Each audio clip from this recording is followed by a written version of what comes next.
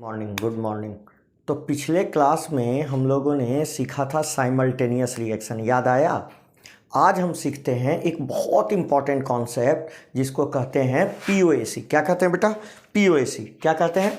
POAC. देखो तो, POAC इसका मतलब क्या होता है? इसका मतलब होता है principle of atomic conservation. Atomic conservation. मेरी बात समझो, यदि हम इस टॉपिक को ना भी पढ़े ना बेटा तो मेरे सवाल लग जाएंगे, क्योंकि बिना इसके पढ़े भी सवाल बनाए जा सकते हैं। ठीक है, जो मोल एनालिसिस हमने पढ़ा है ना उससे बन सकते हैं। इसका तो कहोगे पढ़ा क्यों रहे हैं? ये इसलिए पढ़ा रहे हैं कि कहीं कहीं पर कोई रिएक्शन को बैलेंस करना बहुत डिफ़िकल्ट हो जाता है। कहीं कहीं पर कोई रिएक्शन को बैलेंस करना बहुत डिफ़िकल्ट हो जाता है। उस समय हम किसका सहारा लेते हैं बेटा? पीओएसी। मगर जहाँ पर आपको लगे कि हम रिएक्शन को आसानी से बैलेंस कर लेंगे, जहाँ पर लगे बेटा कि हम रिएक्शन आसानी से बैलेंस कर लेंगे, वहाँ पर कभी भी पीओएसी मत लगाना। फिर से सुनो, जहाँ पर आपको लग जाए कि रिएक्शन को हम आसानी से बैलेंस कर लेंगे, वहाँ कोई ज़रूरत नहीं है पीओएसी की। तो हम पहला लाइन लिख रहे हैं, use only when balancing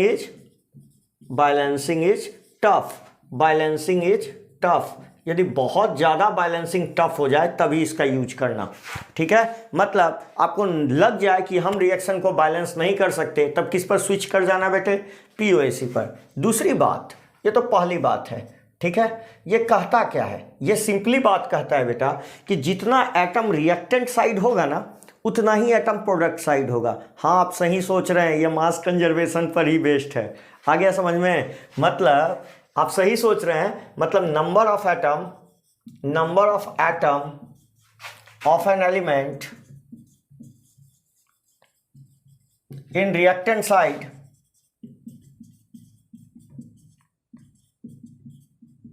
must be equal to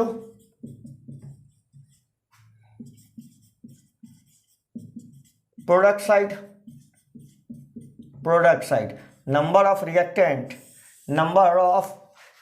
atom of an element in reactant side must be equal to product side। और किस पर बेस्ड अभी बताया बेटा?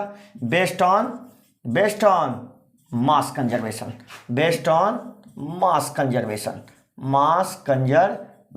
ये मास कंजर्वेशन पर बेस्ड है। मास कंजर्वेशन पर बेस्ड है। तो कहोगे लगाते कैसे हैं? देखो बेटा, सिंपली बात, हम एग्जांपल लेके समझाते हैं। जैसे मान ले आपने एक रिएक्शन लिया, NO2 से क्या बना लिया बेटा? N2O4। क्या इस रिएक्शन को आप देख के बैलेंस कर सकते हो? हाँ, बैलेंस कर सकते हैं। यहाँ पर 2 लगा देंगे, रिएक्शन बैलेंस हो जाएगा। यहाँ के लिए क्या पीओएसी अप्लाई करेंगे? बिल्कुल नहीं, सिंपल मोल एनालिसिस से काम करेंगे। ठीक है, मोल एनालिसिस से इसको सॉल्व करेंगे, कभी भी पीओएसी के चक्कर में नहीं पड़ेंगे। तो जब भी बैलेंसिंग आसान होगा, बैलेंसिंग से रिएक्शन जल्दी बनेगा, क्वेश्चन जल्दी बनेगा। ठीक है, पीओएसी से थोड़ा टाइम लेगा, इसीलिए इसको लगाइएगा तभी जब बैलेंसिंग डिफिकल्ट हो। अब देखिए जरा हम पीओएसी आपको सिखाएं।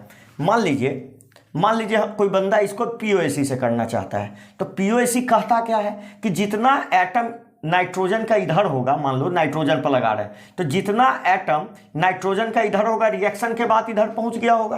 तो हम ये बात बोल सकते हैं ना कि number of atom of nitrogen in LHS equal to क्या बोल सकते हैं बेटा? Number of atom of nitrogen in RHS।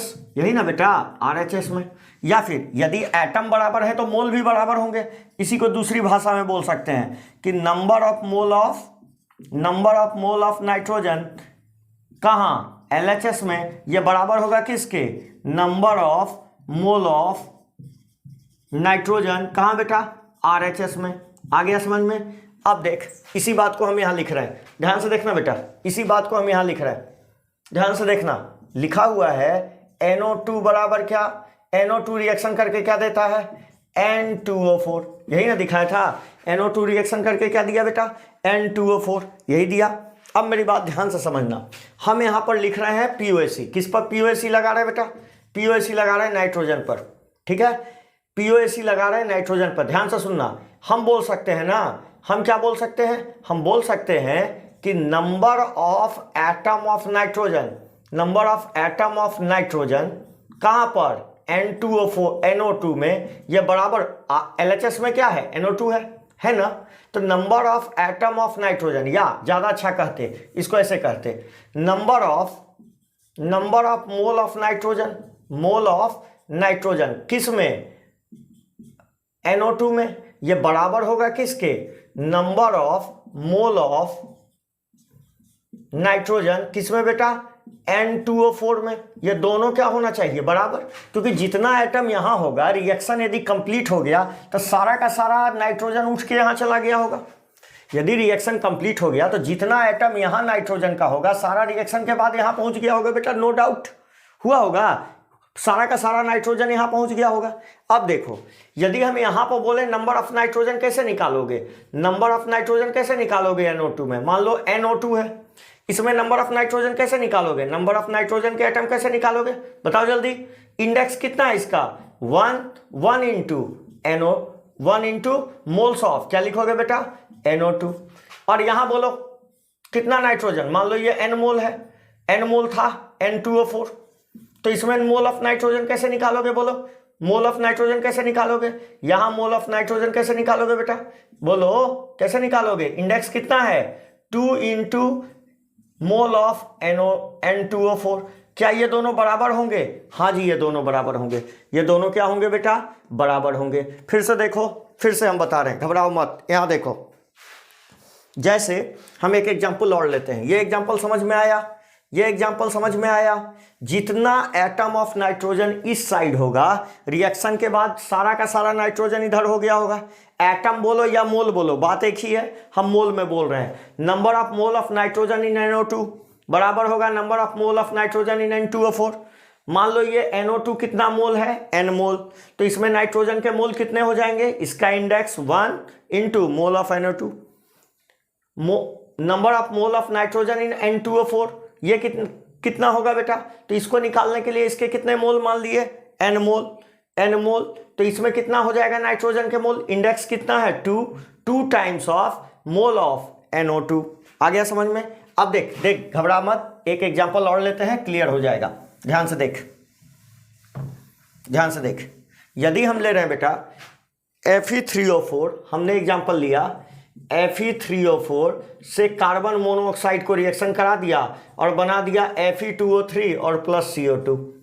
Reaction को तो हम चाहें तो बैलेंस भी कर सकते हैं, नहीं हम किससे करने जा रहे हैं, POAC से। किससे करने जा रहे हैं बेटा, POAC से। जरा करना, हम लिख रहे हैं, हम POAC लगा रहे हैं किस पर, POAC लगा रहे हैं आयरन पर, सिर्फ और सिर्फ आयरन पर। क्वेश्चन में क्या रहेगा, क्वेश्चन में रहेगा कि एक रिएक्शन है उसमें आयरन कंजर्व है, कंजर्व टर्म आएगा। कंजर्व टर्म करने का मतलब रिएक्शन के बाद सारा का सारा आयरन उठ के कहां चला गया, इसमें चला गया। मतलब पूरे रिएक्शन के दौरान आयरन क्या है, कंजर्व है। मतलब हम POAC किस पर लगाएंगे, सिर्फ और सिर्फ आयरन पर। आ रहा है समझ में। मान लो ये एक्सेस में ले लिया गया तो इस पर नहीं लगा सकते, हम उसी पर लगा सकते जो पूरे रिएक्शन के दौरान कंजर्व है। कंजर्व कहने का मतलब सारा का सारा रिएक्शन हुआ और आयरन यहां से निकल के यहां पहुंच गया। आ गया समझ में। अब मेरी बात ध्यान से समझना, अब मेरी बात सुनो। हम यहां पर लगा रहे हैं आयरन पर POAC, बोलो इसके कितने मोल मान लिए जाए, N मोल। मान लो ये N मोल था Fe3O4, तो बताओ इसमें मोल ऑफ आयरन कितने हो जाएंगे, मोल ऑफ आयरन कितने हो जाएंगे, इंडेक्स कितना है बोल जल्दी, 3 times of mole of Fe3O4 लिख सकते हैं। बता यहां पर कितने मोल मान लिए जाए, N मोल Fe2O3 के मान लिए जाए, Fe2O3 के। तो बताओ इसके मोल कितने हो जाएंगे, जल्दी बोल। मोल ऑफ आयरन यहां कितना हो जाएगा बेटा, बोलो 2 times of mole of Fe2O3। क्या ये दोनों मोल बराबर होंगे, बिल्कुल होंगे, क्योंकि जितना एटम यहाँ का हो, जितना मोल आयरन का यहाँ होगा बाद में रिएक्शन के बाद यहाँ पहुँच गया होगा, या फिर जितना एटम हाइड्रोजन जितना एटम आयरन का यहाँ होगा रिएक्शन के बाद यहाँ पहुँच गया होगा। तो इसी को कहते हैं POAC। क्या कहते हैं बेटा, हर एक एटम को कंजर्व कर देना रिएक्शन में, इसी को कहते हैं POAC। और एग्जाम्पल देखते हैं, देख बेटा और एग्जांपल देखते हैं, तुमको ज्यादा समझ में आएगा। देख जैसे हमने एक एग्जांपल लेता हूँ, एक एग्जांपल लेते हैं C6H5COOH प्लस O2 क्या बना बेटा, CO2 प्लस H2O। ठीक है, हम कार्बन पर पीओएसी लगा रहे हैं। पीओएसी किस पर लगा रहे हैं बेटा, कार्बन पर। लगाओ पीओएसी कार्बन पर, क्या लिखोगे बोलो, mole of carbon equal to क्या लिखें, कितना है इंडेक्स, जल्दी बोल, 6 इंटू पूरा का पूरा मोल, कितना लिखेंगे, मोल ऑफ C6H5COOH। ठीक है, मोल ऑफ C6H5COOH। रिएक्शन के बाद सारा का सारा कार्बन कहाँ आ गया होगा, यहां पर। बताओ इसमें मोल ऑफ कार्बन कितने हो जाएंगे, बोलो यहां पर मोल ऑफ कार्बन कितने हो जाएंगे, कितना है इंडेक्स 1, तो क्या लिखेंगे यहां मोल ऑफ कार्बन, जल्दी बोल कितना लिखेंगे, 1 इंटू मोल ऑफ CO2। और क्या ये दोनों बराबर होंगे, हाँ, मतलब हम इक्वेशन क्या बना सकते हैं, 6 इंटू मोल ऑफ C6H5COOH बराबर कितना बेटा, 1 इंटू मोल ऑफ CO2 लिख सकते हैं, 1 इंटू मोल ऑफ CO2। जरा इधर आओ, यहां देखो, आसान है, बहुत आसान है। अब देखो हम मोल किस पे लगा रहे हैं, अच्छा एक गलती हो गया ना बेटे, यहां कार्बन कितने हैं, 7 है ना, यहां कार्बन 7, देखो अंधे की तरह हम देख लिए, तो यहां 7 होगा ना बेटा, 7 टाइम्स ना, तो यहां भी कितना हो जाएगा 7 ना, 5 और 1 6 है ना, टोटल 7 कार्बन है। ठीक है, ये ध्यान रखिएगा, टोटल कार्बन। आइए अब इसी में यही रिएक्शन को हम फिर लिख रहे हैं, C6H5COOH प्लस O2 क्या दिया बेटा, CO2 प्लस H2O। अब हम POAC लगा रहे हैं, POAC हाइड्रोजन पर। अब हम गलती नहीं करेंगे क्योंकि गलती से सबक मिल चुका है, क्या बोलिए, यहां पर टोटल हाइड्रोजन कितने हैं 6, तो क्या लिखेंगे, बोलिए हम किस पर लगा रहे हैं, हाइड्रोजन पर POAC, तो 6 इंटू मोल ऑफ क्या लिखें, C6H5COH। और यहां बोलिए सारा का सारा हाइड्रोजन रिएक्शन के बाद यहां चला आया होगा, सारा का सारा हाइड्रोजन उठ के यहां आ गया होगा। बताइए क्या लिखा जाए, बोलिए कितना, 2 times of 2 into moles of water. और क्या ये दोनों बराबर होंगे, बिल्कुल बराबर होंगे सर, बिल्कुल बराबर होंगे, क्योंकि जितना हाइड्रोजन इधर है रिएक्शन के बाद हाइड्रोजन इधर पहुंच ही जाएगा। आ गया समझ में। अगला बोलिए, फिर से हम लगा रहे हैं किस पे, फिर से रिएक्शन लिख रहे हैं, C6H5COOH प्लस O2 क्या बनने वाला है बेटा, CO2 प्लस H2O। ध्यान से देखो, CO2 प्लस H2O। अब क्या करें, अब सिंपली बात करते हैं, अब हम POAC लगा रहे हैं किस पर, अब हम POAC लगा दिए ऑक्सीजन पर। अब हम POAC किस पर लगा दिए, ऑक्सीजन पर। बताओ यहाँ कितना ऑक्सीजन तुमको दिख रहा है, 2, तो बताओ POAC मोल ऑफ ऑक्सीजन कितना हो जाएगा, बोलो कितना है, कितना है इंडेक्स 2 ना, तो 2 into moles of C6H5COOH plus यहां भी तो ऑक्सीजन है बेटा, तो इसके बारे में भी लिखा जाएगा, क्या लिखा जाएगा बोलो, इसके बारे में क्या लिखेंगे, कितना है इंडेक्स 2, तो 2 टाइम्स ऑफ कितना NO2। यहां पर भी तो ऑक्सीजन है, क्या लिखेंगे इसके लिए, बोलो इसके लिए 2 इंटू मोल्स ऑफ CO2। और यहां भी तो है, क्या लिखा जाएगा बोलो, 1 है ना इंडेक्स, तो 1 इंटू मोल्स ऑफ H2O। अब देख रिएक्शन में इसका और इसका ऑक्सीजन ऐड हुआ है और इसका और इसका ऑक्सीजन ऐड हुआ है क्या, हाँ, और रिएक्शन के बाद ये सारा ऑक्सीजन उठ के कहां चला गया होगा, यहां पर। इसका मतलब ई दोनों के बीच में कैसा चिन्ह आएगा, प्लस, और ई दोनों के बीच में भी कैसा चिन्ह आएगा, प्लस, और ई दोनों के बीच में कैसा चिन्ह आएगा, इक्वल टू का। आया समझ में, इक्वल टू का। अब मान ले बेटा हमने एक छोटा सा क्वेश्चन आपके लिए फॉर्मुलेट किया, पता नहीं आपको दिखेगा कि नहीं, दिख जाएगा। यदि एक छोटा सा क्वेश्चन फॉर्मुलेट किया, क्या है क्वेश्चन ये है बेटा मेरा कि how many minimum moles of oxygen is required to oxidize 3 moles of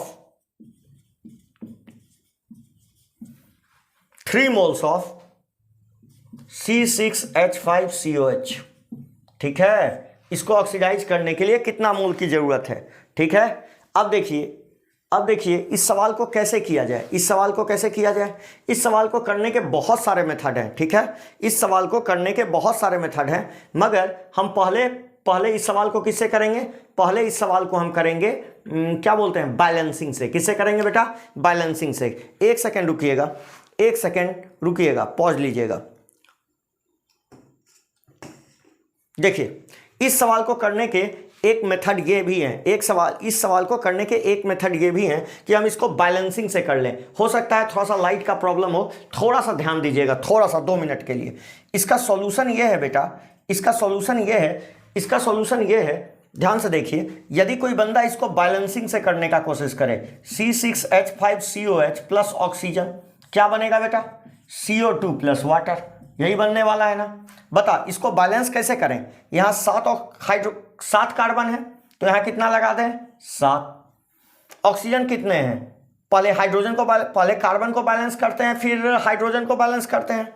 5 है 1 6, यहाँ तो 6 है, इधर यहाँ 3 लगा दें, हाइड्रोजन भी बैलेंस। जरा इधर ऑक्सीजन गिनना, 7 दूनी के 14, 14 3 17, यहाँ ऑलरेडी 2 है तो क्या है, यहाँ 15/2 लगा दें, 15/2 लगा दें, रिएक्शन बैलेंस हो जाएगा। तो देखो हम इसको थोड़ा सा चेंज कर रहे हैं, 15/2 लगाए ना, हाँ 7, 15/2 कितना आ जाएगा बेटा, 7 और इधर कितना, 15/2, 15 2 17, इधर भी 17, ठीक तो है, बैलेंस तो हो गया। हम थोड़ा सा यहाँ पर चेंज कर रहे हैं बेटा इस क्वेश्चन में। How many moles of oxygen is required to oxidise 6 mole कर देते हैं, 6 मोल ऑफ बेंजोइक एसिड। इसको कौन सा एसिड बोलते हैं बेटा, बेंजोइक। अब देखो किसी बंदे ने इसको बैलेंस कर लिया, क्या कर लिया बेटा, किसी बंदे ने इसको बैलेंस कर लिया, ठीक है। अब वो सिंपली मोल एनालिसिस लगा देगा। बता इसका स्टोकियोमेट्रिक कोफिशिएंट कितना है, 1। इसका कितना है ऑक्सीजन का, 15/2। इसका कितना है, 7, और इसका कितना है, 3। बता इसके कितने मोल लिए गए, 6। तो इसके कितने मोल की जरूरत है बता, यूनिटरी मेथड का इस्तेमाल कर दें। 1 के लिए 15/2, तो 6 के लिए बताइए 6 × 15/2 कितना हो गया बेटा, 3 टाइम से कट लिए, कितना हो गया, 45 मोल आ गया, मतलब 45 मोल की जरूरत है। देख लिए कितने मोल की जरूरत है, 45। कितने मोल की जरूरत है, 45। अब जरा देखिए, अब इसी सवाल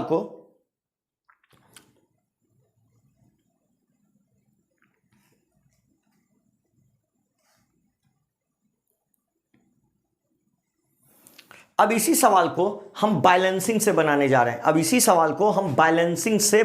रहे हैं। मतलब पहले तो हमने बैलेंसिंग से बना दिया, अब इसी सवाल को हम किससे बनाने जा रहे हैं, POAC।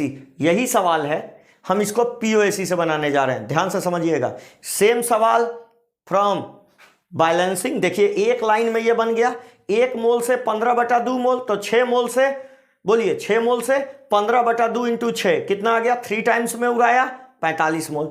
तो इसको एक लाइन में बैलेंसिंग से किया गया, मगर देखिए POAC से इसी सवाल को करते तो क्या होता, इसको उठा के यहां पुट कर देते बेटा। देखो हमको कितना मोल इसका दिया हुआ था, 6 मोल, तो कितना आ जाता, 6 × 6 बराबर 1 × NO2, तो NCO2 आता क्या, NCO2। तो 7×6 42, मतलब NCO2 का वैल्यू कितना आ जाता बेटा, 7×6 42 आ जाता, 42 मोल।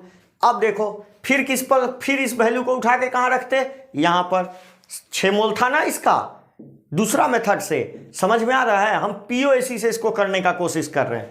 अब देख बेटा 6 × कितना रखते, 6 रखते ना, 6 मोल दिया हुआ था, 6 मोल दिया हुआ था, हाँ 6 मोल दिया हुआ था, तो कितना लिखते बेटा, बराबर 2 × NH2O। बता बेटा इसको 3 टाइम में उड़ा देता, कितना हो जाता, NH2O कितना हो जाता, 18 हो जाता, क्या 18 मोल वाटर।